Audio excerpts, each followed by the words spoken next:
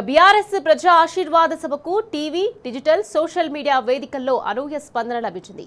BRS అధినేత కేసీఆర్ ప్రసంగాన్ని టీవీలో లక్షలాది మంది వీక్షించారు. యూట్యూబ్, ఎక్స్, ఎఫ్బీ లైవ్ లో వేలల్లో వీక్షణలు నమోదయ్యాయి. జాతీయ మీడియాలో బీఆర్ఎస్ జనగర్జన ప్రముఖంగా నిలిచింది. బీఆర్ఎస్ సభ భారీ సక్సెస్ అయిందని ఏఐ చాట్ బాట్లు, గ్రోక్, చాట్ జీపీటీ పేర్కొన్నాయి.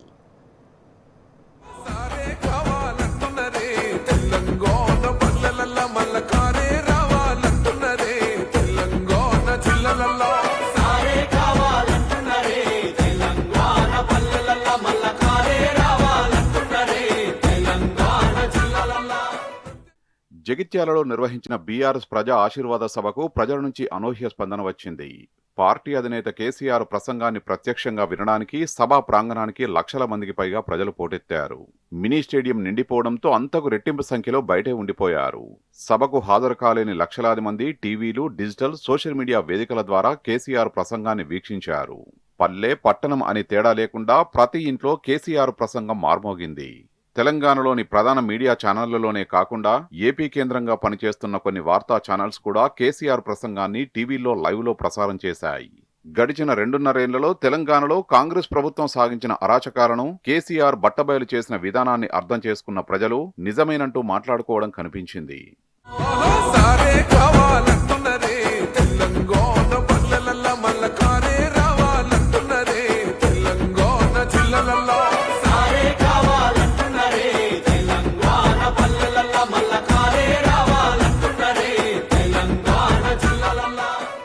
టీ న్యూస్ సహా తెలుగులోని ప్రధాన న్యూస్ ఛానల్స్ టీవీల్లోనే కాకుండా యూట్యూబ్లోని తమ అఫీషియల్ అకౌంట్ల ద్వారా కూడా కేసీఆర్ ప్రసంగాన్ని లైవ్ స్ట్రీమింగ్ చేశాయి. సోషల్ మీడియా వేదికలైన ఎక్స్, ఎఫ్బీ ఖాతాల నుంచి కూడా ఈ స్ట్రీమింగ్ ను కొనసాగించాయి.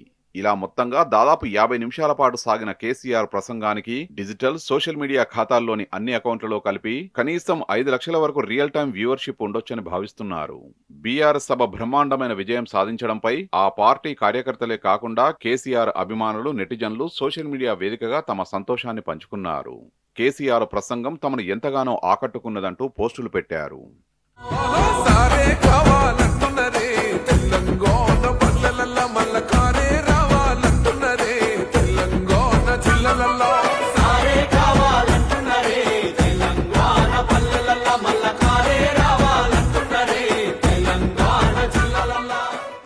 కేసీఆర్ సభకు పోటీగా రేవంత్ సర్కార్ కాటారంలో నిర్వహించిన బహిరంగ సభకు ఆదరణ కరువైంది. కేసీఆర్ ప్రసంగంపై ఆసక్తి కనబరిచిన తెలంగాణ ప్రజలు సీఎం రేవంత్ రెడ్డి చెప్పే విషయాలపై పెద్దగా ఆసక్తి కనబర్చలేదు. దీన్ని రుజువు చేస్తూ యూట్యూబ్, ఎఫ్బీ, ఎక్స్ మాధ్యమాల్లో సీఎం రేవంత్ రెడ్డి ప్రసంగానికి సంబంధించిన రియల్ టైం వ్యూస్ తక్కువగా రికార్డయ్యాయి. బీఆర్ఎస్ జగిత్యాల ప్రజా ఆశీర్వాద సభకు జాతీయ మీడియాలోనూ కవరేజీ లభించింది. ఇంగ్లీష్ ప్రధాన న్యూస్ వెబ్సైట్లు కేసీఆర్ ప్రసంగాన్ని ప్రముఖంగా ప్రచురించాయి. పలు టీవీ ఛానల్స్ కూడా సభకు సంబంధించిన వివరాలు, వీడియోలను ప్రసారం చేశాయి. మొత్తంగా బీఆర్ఎస్ సభ విజయవంతమైందంటూ తమ కథనాల్లో పేర్కొన్నాయి.